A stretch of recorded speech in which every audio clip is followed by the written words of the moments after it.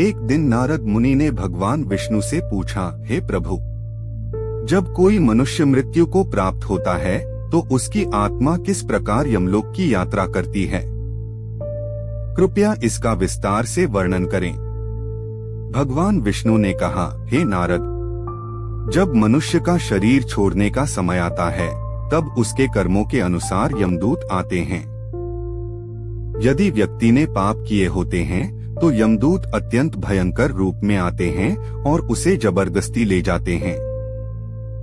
लेकिन यदि उसने पुण्य किए हैं तो देवदूत उसकी आत्मा को सम्मान पूर्वक स्वर्ग की ओर ले जाते हैं। यमलोक की यात्रा। जब आत्मा शरीर से निकलती है तो वह कुछ क्षणों तक अचेत रहती है। फिर धीरे धीरे उसे अपनी स्थिति का एहसास होता है।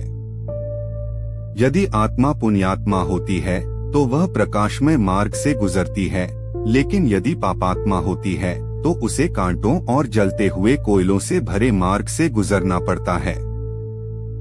यमराज के सैनिक आत्मा को बांधकर यमलोक की ओर ले जाते हैं।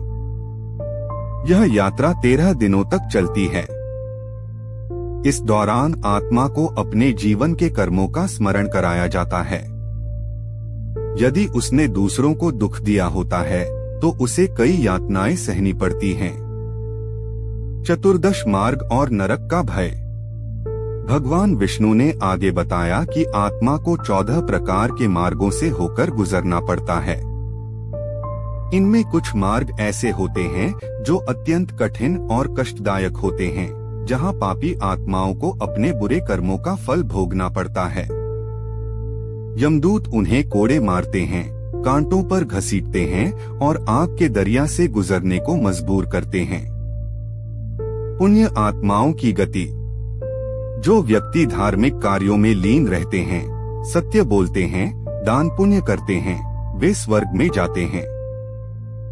ऐसे लोग यमदूतों के भय से मुक्त होते हैं। स्वर्ग में उन्हें अमृत, सुंदर बाग, संगीत, आनंद और असीम सुख मिलता है। निर्णय और पुनर्जन्म।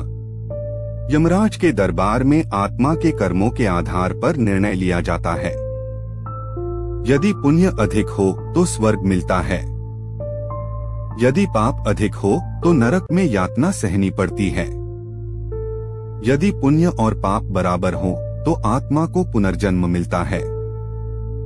भगवान विष्णु ने कहा, जो व्यक्ति गरुड़ पुराण का श्रवण करता है वह यमलोक के भय से मुक्त हो जाता है। इसलिए इसे मृत्यु के बाद घर में पढ़ना चाहिए, जिससे आत्मा को मोक्ष की प्राप्ति हो।